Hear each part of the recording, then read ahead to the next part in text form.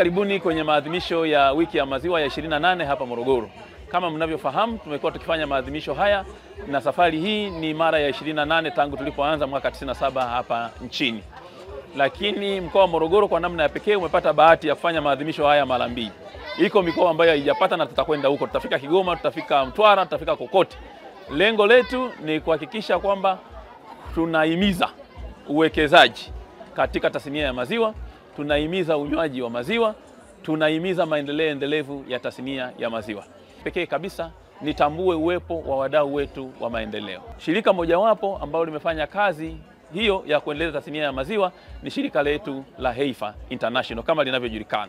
Zamani likiitwa Heifer Project International, lakini sasa linaitwa Heifer International Tanzania. Heifer International Tanzania wamekuwepo hapa nchini kwa zaidi ya miaka 50.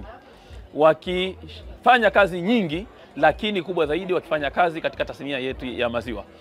Mwaka 74 walileta ng'ombe wa kwanza wa maziwa hapa nchini, zawadi kutoka kwa rais wa Marekani. Kwa hiyo wakaja hapa nchini na tangu wakati huo wamekuwa maarufu wenzetu wa Heifer kwa mradi wao unaofahamika kama Kopa Ng'ombe Lipa Ng'ombe. Kwa sasa tuna kitu tunaita Kopa Ng'ombe Lipa Maziwa.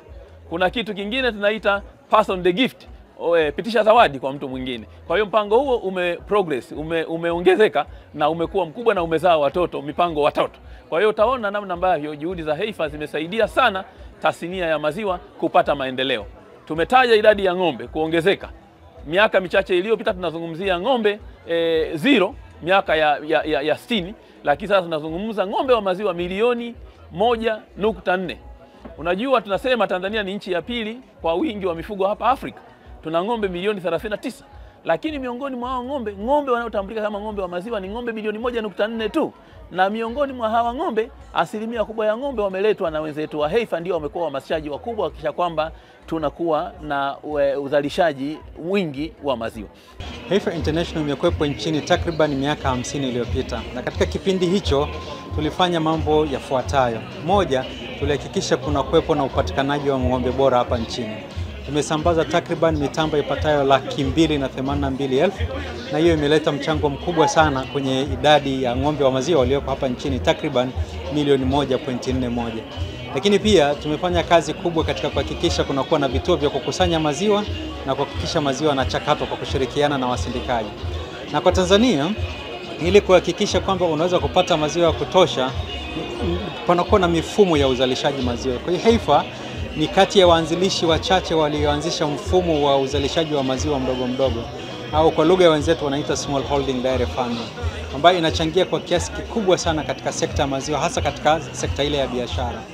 Kwa hiyo baada ya kuanzisha hiyo, tulihakikisha pia tunaweka wakulima katika vikundi, na hadi kufikia sasa hivi tumeweza kuwafikia takriban kaya zipatazo milioni 1.14, na pia kati ya hizo kaya kwa asilimia 40 zimekuwa zikisimamiwa na kina mama. Kwa hiyo tumekuwa na malengo mahususi kuhakikisha pia wanawake wanashirikishwa katika sekta hii ya maziwa.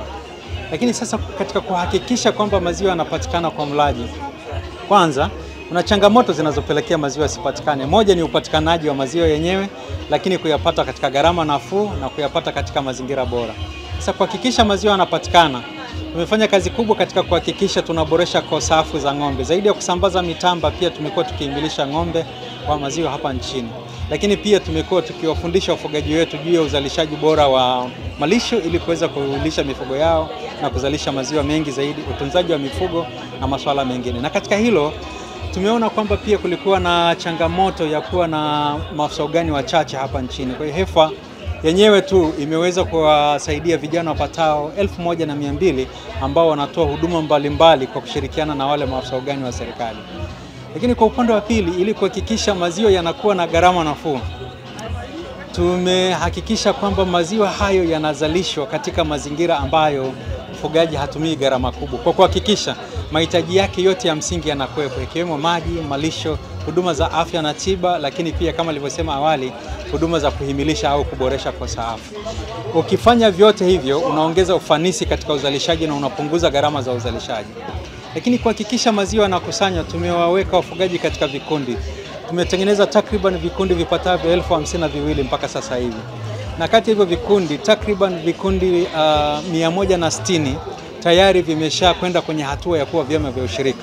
Tumefanya kazi kubwa kwa kushirikiana na Tume ya Maendeleo ya Ushirika na Bodi ya Maziwa Tanzania, tukisimamiwa kwa karibu zaidi na Wizara yetu ya Mifugo na Uvuvi.